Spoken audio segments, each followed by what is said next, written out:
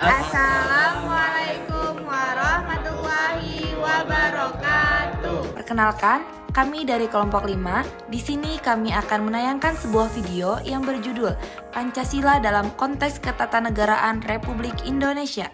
Selamat menyaksikan. Pancasila merupakan landasan dan dasar negara Republik Indonesia yang mengatur seluruh ketatanegaraan Republik Indonesia. Pancasila merupakan suatu asas kerohanian yang disebut sebagai dasar filsafat negara. Dalam kedudukan ini, Pancasila merupakan sumber nilai dan sumber norma dalam setiap aspek penyelenggaraan negara dan sumber tertib hukum. Dalam sila Pancasila terkandung nilai-nilai yang memberikan suatu pedoman yang sangat baik dan apabila dipraktekkan akan membuat kehidupan kewarganegaraan Indonesia lebih bermartabat. Maka dari itu, Pancasila harus diamalkan dan diimplementasikan dalam setiap sendi-sendi kehidupan Indonesia berbangsa dan bernegara. Sila pertama yaitu ketuhanan yang Maha Esa.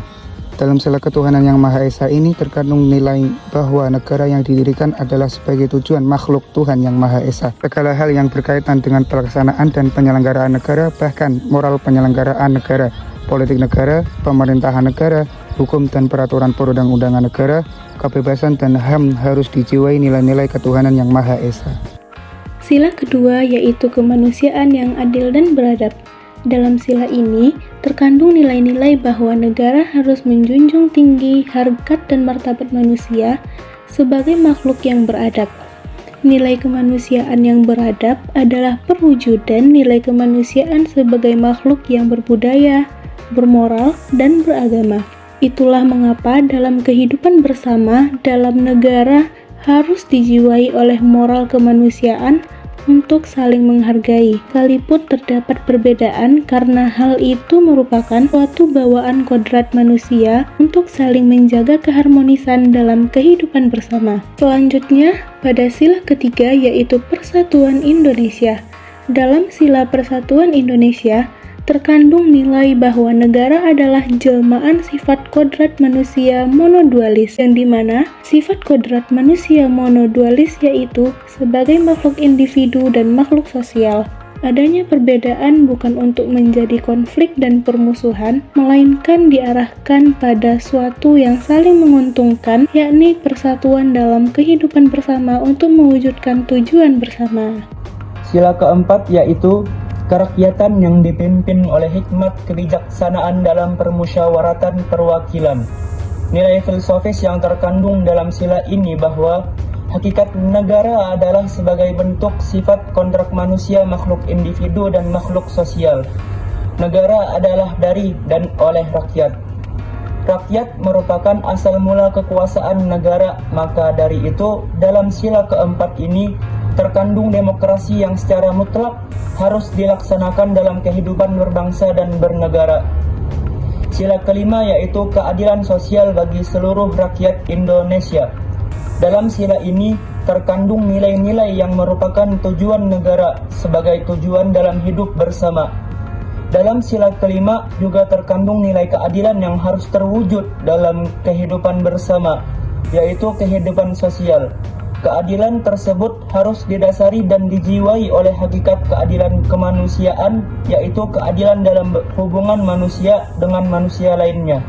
Negara Indonesia adalah negara demokrasi berdasarkan azas hukum, maka segala aspek pelaksanaan dan penyelenggaraan negara diatur melalui peraturan perundangan. Suatu sistem hukum nasional bagi Indonesia sebagai negara merupakan kebutuhan yang fundamental guna mewujudkan ketertiban dan kedamaian. Dalam perumusan ketatanegaraan, Indonesia tidak boleh melenceng dari nilai-nilai Pancasila. Pembentukan karakter bangsa dilihat dari sistem ketatanegaraan. Indonesia harus mencerminkan nilai-nilai dari ideologi bangsa, yaitu Pancasila. Namun, jika dalam pemerintahan terdapat banyak penyimpangan dan kesalahan yang merugikan bangsa Indonesia, itu akan membuat sistem ketatanegaraan Indonesia berantakan. Begitu pula dengan bangsanya. Pancasila mempunyai fungsi dan kedudukan yang sama penting dalam kehidupan bernegara dan merupakan unsur penentu berlakunya ketertiban Indonesia. Dengan demikian, Pancasila merupakan pintu dari pembukaan UUD 1945. Hal itu terbukti pada alinea keempat yang menunjukkan bahwa Pancasila merupakan dasar negara Republik Indonesia yang berkedaulatan rakyat yang bentuk dan wujudnya tertuang dalam UUD. Pembukaan maupun komposita tidak bisa diubah maupun diganti oleh siapapun, karena merubah ataupun mengganti berarti membubarkan negara. Proklamasi 17 Agustus 1945.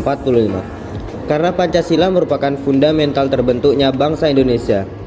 Sistem ketatanegaraan dengan berdasarkan pada nilai-nilai yang berhubungan dengan Pancasila dapat menjadikan karakter suatu bangsa memiliki moral yang sesuai dan tercermin dalam sila-sila Pancasila.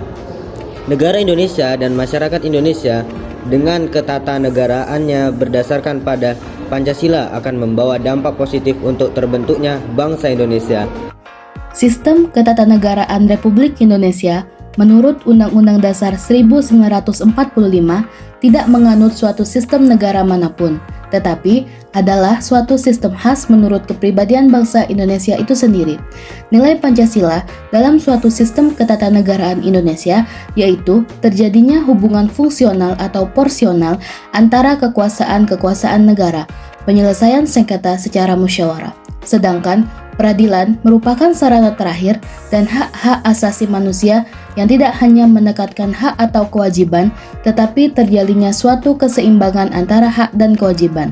Sedangkan peran lembaga negara dalam mengaktualisasikan nilai Pancasila berdasarkan sistem ketatanegaraan Indonesia untuk menegakkan Undang-Undang Dasar 1945.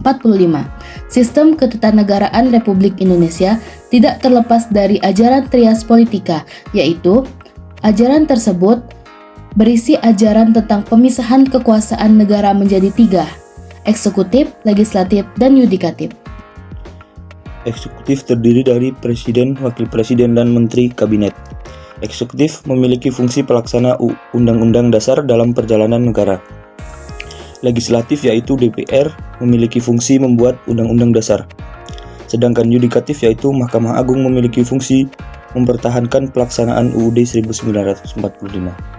Cukup sekian video yang dapat kami tayangkan, kurang lebihnya kami mohon maaf. Wassalamualaikum warahmatullahi wabarakatuh.